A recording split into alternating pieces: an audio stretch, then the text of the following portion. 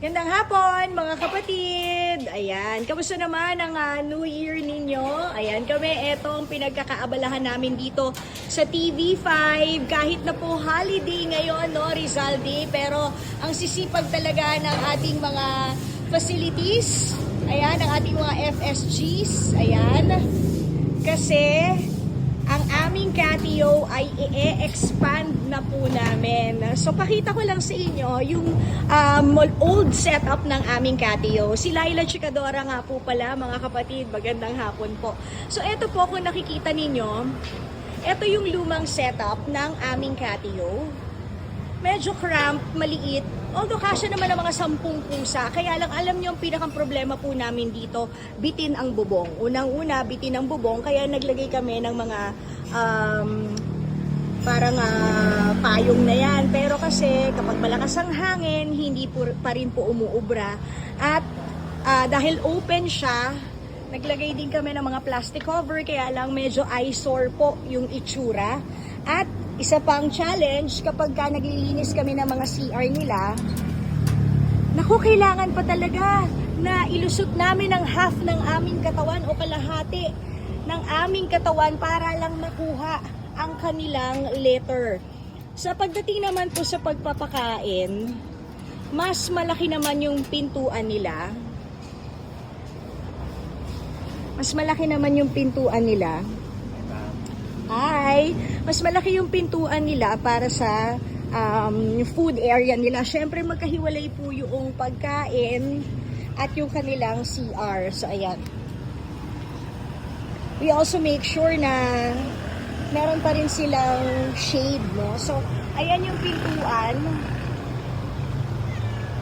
Kaya lang yun nga, hindi na siya maganda at kaaya-aya tingnan, kaya napagdesisyonan po ng aming presidente and CEO na si Sir Guido Zaballero na i-expand, palakihin ang ating Catio. Ayan, so going back, eto na po yung mas malaki, mas maganda at mas malawak. Yan nga yung bigger, better, bongga na sinasabi namin na Catio. So, tingnan nyo naman kung gaano ka-spacious ang aming bagong magiging Catio. Wow! Hindi ba? Mga ilang pusa kasya kaya dito, sir? Tingin mo. Tingin ko kahit mga 30 dito kasya, oh. Pero, huwag na natin paabutin sa 30 kasi nga po ang ating advocacy naman is na mabigyan din natin sila ng kanilang mga forever home. They are also a production. Lahat po ng aming mga pusa ay bakunado at kapon na at may saksak ng anti-rabies. Pwera lang po doon sa mga kuting. Yan. So, ang mga next project pa po namin yan. Pero ayan, natingnan nyo, silipin nyo.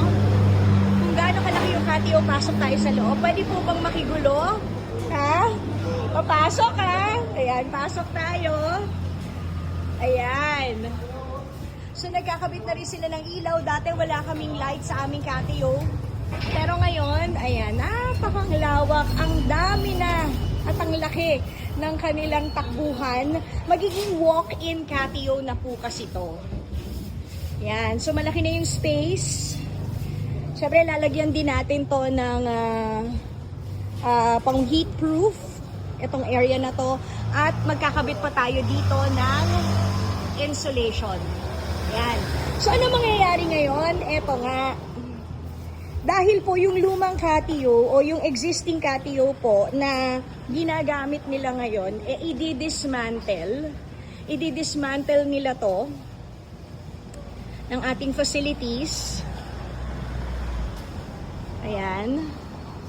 Kinakailangan po nila ng temporary shelter. So, eto naman yung temporary shelter nila for the meantime. Spacious pa rin naman.